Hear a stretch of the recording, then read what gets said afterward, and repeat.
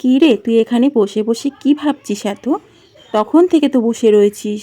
কি হয়েছে তোর? আচ্ছা মা, সবার তো ঠাকুমা আছে, আমার কেন ঠাকুমা নেই? ঈশা, শ্যামলী, বান্টি ওরা কত ঠাকুমার গল্প করে, আমার কেন ঠাকুমা নেই? আমি ওদের কাছে কোনো গল্পই করতে পারি না ঠাকুমা নিয়ে। বলো না, বলো না। ধুর পাগল, বোকার মতন কথা বলে। সবার কি সব কিছু থাকে? ঠাকুমা নেই তো কি হয়েছে? কত লোকেরই তো ঠাকুমা নেই। তোর মতন কে করে এরকম? কদিন ধরে শুধু একই কথা বলে যাচ্ছিস। আমি কিছু জানি না মা, আমাকে ঠাকুমা এনে দাও, আমিও ঠাকুমার সাথে ঘুরতে যাব, গল্প করব, তারপর ওদের কাছে গিয়ে সেগুলো গল্প করব। এই কথা বলে মণিমালা একা একাই অনেক কান্না করতে থাকে। কান্না করতে করতে একসময় ঘুমিয়ে পড়ে। কি জ্বালা হলো! এই মেয়েকে নিয়ে আমি কি যে করব! কি উল্টোপাল্টা বায়না! ঠাকুমা কোথায় পাবো? এখন নাকি তার ঠাকুমা লাগবে। আর মেয়েটাকেই বা কি বলবো, ওরও কপাল খারাপ। এদিকে ঠাকুমাও পেল না, আর ওইদিকে দিদিমাও পেল না। বলতে বলতে মণিমালার বাবা চলে আসলো। তুমি এসেছো? মেয়ের কি দিন দিন বায়না বেড়েছে। তুমি তো বাড়িতে থাকোও না, তোমার কোনো জ্বালাও নেই। কেন? আমার মেয়ে আবার কি করলো? ও তো কিছু দুষ্টামি করার মতন মেয়ে নয়। ও তো ভারী শান্ত মেয়ে। কি করেছে একটু খুলে বলো তো। তোমাকে তো দেখে মনে হচ্ছে ভারী চিন্তায় আছো। কি হয়েছে একটু খুলে বলো।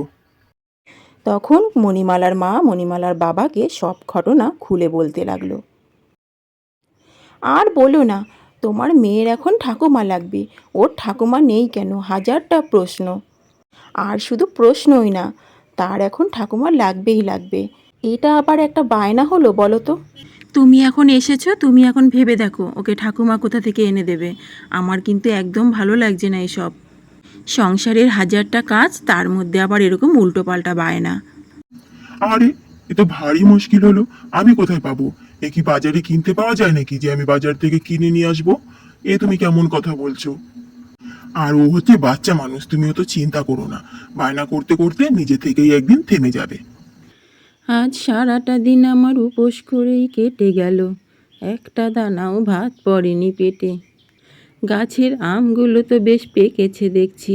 এইগুলোই না হয় কাল বিক্রি করে দুটো বাজার করে নিয়ে এসে রান্না করে খাবো। আর তো সহ্য করতে পারছি না খিদে। এখন যাই, তাড়াতাড়ি শুয়ে পড়ি। কাল সকাল সকাল উঠে আমাকে কিছু একটা ব্যবস্থা করতে হবে। আজ যদি আমার কেউ থাকতো, একটা ছেলে বউ, তাহলে আমাকে ঠিকই দুটো খেতে দিত। আজ আমাকে সারাটা দিন উপোস করে কাটাতে হতো না। হায় রে কপাল! পেটে তো খুব খিদে। এই খিদের জ্বালায় ঘুমটাও আসছে না। কী যে করি! আমাকে তো ঘুমোতে হবে, কাল আবার সকাল সকাল উঠতে হবে, কত কাজ। আমগুলো দেখছি কালকের থেকে আরও বেশি পেকেছে, একদম হলুদ হয়ে আছে। যাই, ঝুড়িটা নিয়ে এসে আমগুলো পেড়ে ফেলি, তারপর বাজারে নিয়ে গিয়ে বিক্রি করে দিই। তারপর বুড়িমা আমগুলো পেড়ে পেড়ে ঝুড়িতে রাখতে লাগলো। রাখতে রাখতে একটা সময় ঝুড়ি ভর্তি হয়ে গেল আমে। আমগুলো দেখে বুড়িমা খুব খুশি হয়েছে, কারণ এই আমগুলো বিক্রি করতে পারলে সে অনেক টাকা পাবে, আর সেই টাকা দিয়ে এক সপ্তাহ চলে যাবে, তার আর কোনো চিন্তা থাকবে না।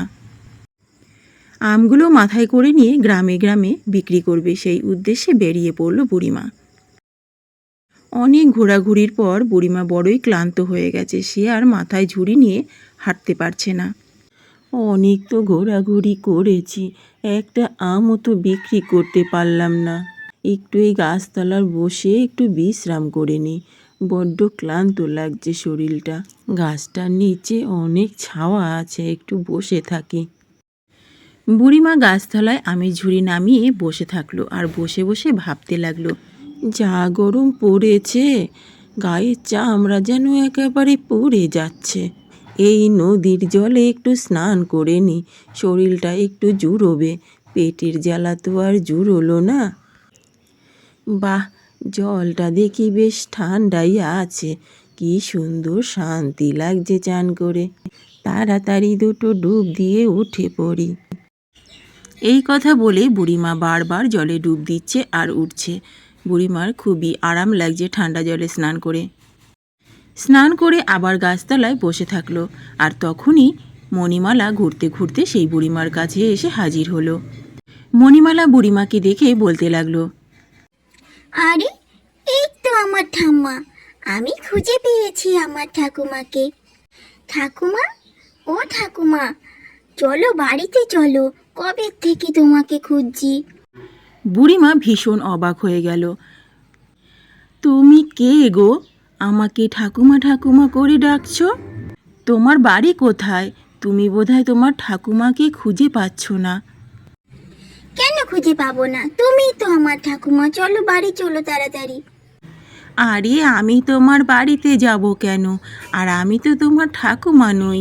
তোমার কোথাও একটা ভুল হচ্ছে।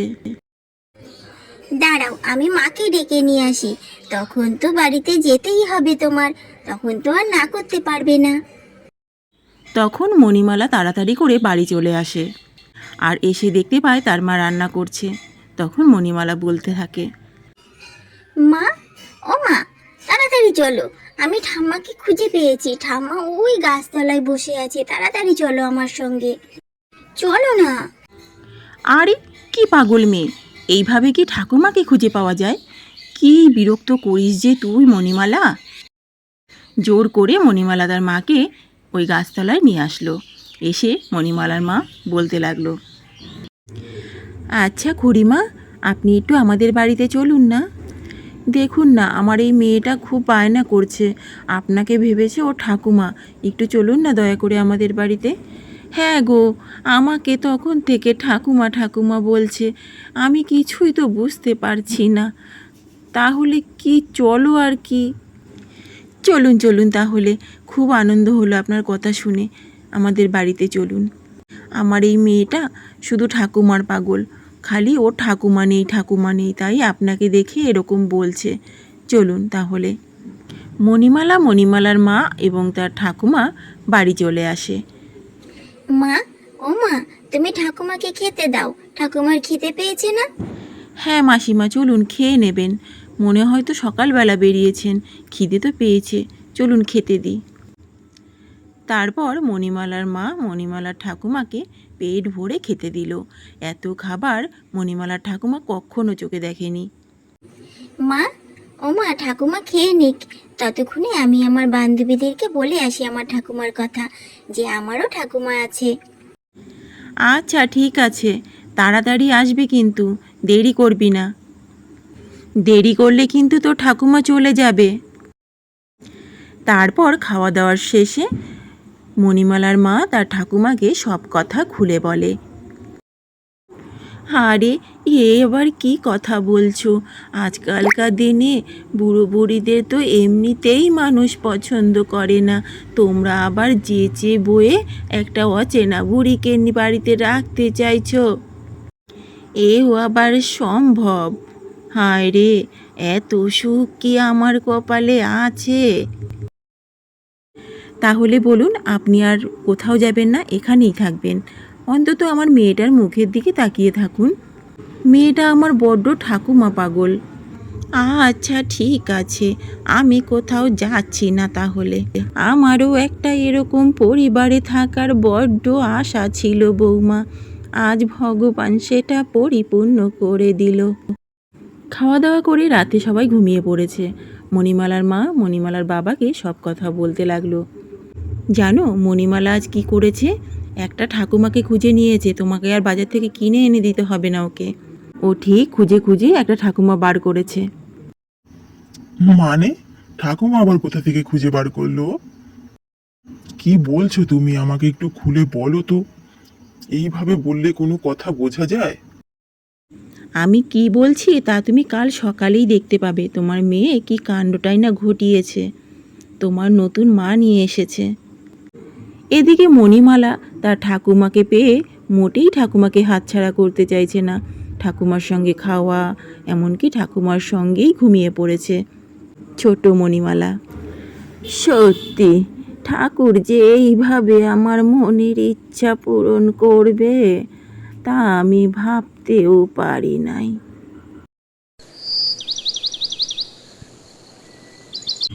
মণিমালার ঠাকুমা সকালবেলা উঠে সমস্ত কাজ সেরে নিয়েছে, তারপর উনুনে রান্নাও বসিয়ে দিয়েছে। ঠাকুমা, ও ঠাকুমা, তুমি আর কত কাজ করবে? সেই সকাল থেকে কাজ করছো, এবার আমার সাথে একটু গল্প করো। দাঁড়াও দিদি ভাই, হয়ে গেছে। এটুকু হলেই তোমার সাথে আমি বসে বসে গল্প করব। কখন হবে তোমার? এখনো তো হচ্ছে না। ধুর, আমার ভালোই লাগে না, তাড়াতাড়ি করো। তখন মণিমালার ঠাকুমা তাড়াতাড়ি রান্নাবান্না সেরে মণিমালার সঙ্গে গল্প জুড়ে দিয়েছে। মণিমালা খুব আনন্দে ঠাম্মার সাথে বসে গল্প করছে। আর সেটা দেখে মণিমালার মা, মণিমালার বাবা খুব খুশি হয়েছে। কী গো, কেমন লাগছে তোমার নতুন মাকে? দেখেছো মণিমালা কীভাবে ওনার সঙ্গে মিলে গেছে? আরে তাই তো দেখছি গো, দেখে তো আমার চোখকে বিশ্বাস করতে পারছি না। ভালোই হয়েছে, আমি আমার এক মাকে ছোটবেলায় হারিয়েছি, তো মেয়ে আমার আর একটা নতুন মা এনে দিল। হ্যাঁ, তা ঠিক বলেছ। আর আমিও একটা নতুন শাশুড়ি মা পেলাম, ভালোই হলো। আমার মনে হচ্ছে আমাদের এই পরিবারটা এতদিনে পরিপূর্ণ হলো। হ্যাঁ, তা তুমি মন্দ বলনি, ঠিকই বলেছ। পরিপূর্ণ তো হলোই, ঘরে একটা বয়স্ক মানুষের খুব প্রয়োজন ছিল। তাহলে বন্ধুরা, আমাদের এই গল্পটি এখানেই শেষ হলো। এরকম নতুন নতুন আরও ভিডিও দেখার জন্য আমাদের এই চ্যানেলটি সাবস্ক্রাইব করে রাখো। টাটা।